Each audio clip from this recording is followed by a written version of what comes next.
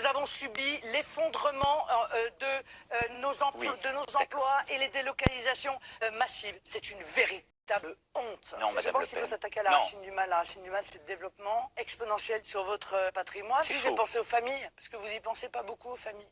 C'est un mensonge. Vous n'avez pas baissé les Non, charges des c'est TPE-PME, vous n'avez pas mis en œuvre de délai de paiement pour les TPE-PME, pas de guichet unique, pas de simplification administrative. Oui, bah non, c'est faux. Monsieur Macron, vous avez donné une interview il y a quelque temps à Reuters où vous avez dit les Juifs, ils sont là, ils sont dans les campagnes, dans les villes.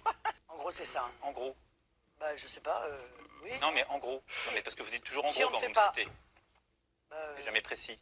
Donc, allez-y, poursuivez, Madame Le Pen. Moi, j'ai évidemment, et M. Macron me le reproche souvent d'ailleurs, effectivement des mesures extrêmement importantes pour le pouvoir d'achat, pour rendre l'argent aux Français, et notamment qui passe par la baisse de M. Macron. Vous avez participé à un gouvernement qui a mis en œuvre la loi El Khomri. N'importe quoi, Madame Le Pen. Le grand danger aujourd'hui, M. Macron, c'est la bagarre personnelle. Je suis allé au contact, moi, des journalistes. C'est si vrai que quand on vous a dit, mais comment vous allez faire face à Mme vous avez dit, mais je ne serai pas face à elle, je serai avec elle. Je suis contre tout ce qu'a dit Madame Le Pen.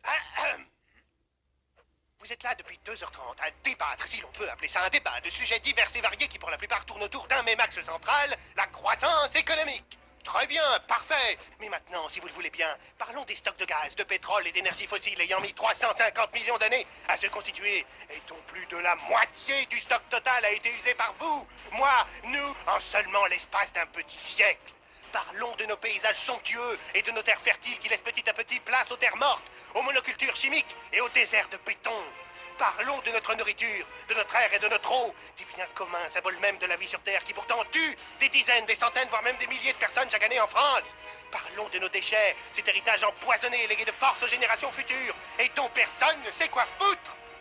Pourquoi ce que vous nous présentez comme un progrès n'est qu'un culte de la croissance et du productivisme? Pourquoi toujours mépriser, voire pire, ignorer l'histoire, l'enracinement, la réflexion sur le long terme, l'anti-individualisme, la tradition?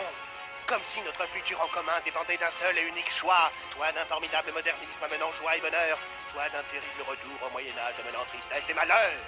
Est-il seulement autorisé d'aspirer à un monde dans lequel nous vivre comme avant, avec les avancées technologiques de demain?